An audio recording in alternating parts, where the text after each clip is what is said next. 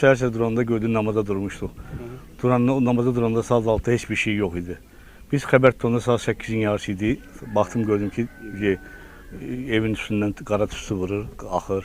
Biz içəri girənə qədər, bu həyətə girənə qədər alov hər tərəf götürdü. Yəqin ki, əvvəldən başlayıb yanmağa. Yaxşı adam olub, sad adam olub. Kürdəmirdə güclü yanğın hadisəsi baş verib.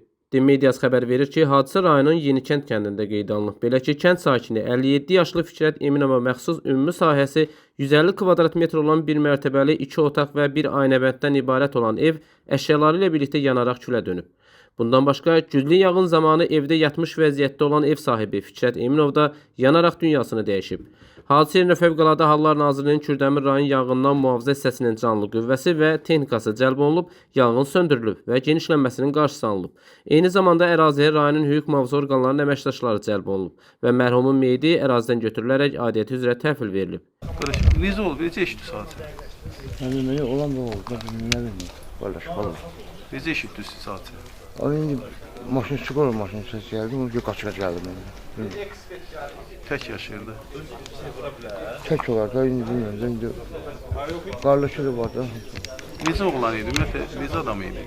Yaxşı adam olub, sad adam olub. Ürəkçi adam olub. Bilmə olub da. Bizim oğlan idi. Tək yaşayırdı. Yox, qardaşı yazı da var da.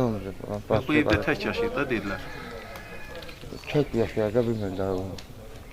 Fikrət gözəl bir insan, qayğıkeş, çox gözəl, çox gözəl. Heç kimdən işi olmayan, çox gözəl bir insan. And olsun Allaha. Elə bir, yəni bir sinifdə oxumuşuq, bir yerdə böyümüşük. Əmoğlu, hər bir şeyimiz yəni yaxşı idi. Gözəl bir insan, kimlə işi olmayan, ancaq elə çörəyin yeyirdi, həyatı gəzirdi. Yəni heç bir şey. Durumu yerində, hər bir şey yerində. Yəqin ki, yanğın baş verəndə yatılı vəziyyət. Yəqin ki, yatılı vəziyyətdə olub. Vallahi danışma çətin demək üçün olsun. Çox çətindir. Əmoğlu idi, yaxın idi. Nə bilim, çox çətindir.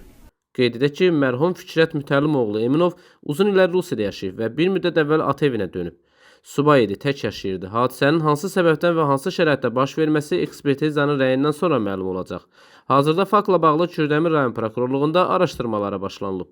Nizami Rəsulov, Aqil Əsədov, xüsusi olaraq Dinas TV üçün.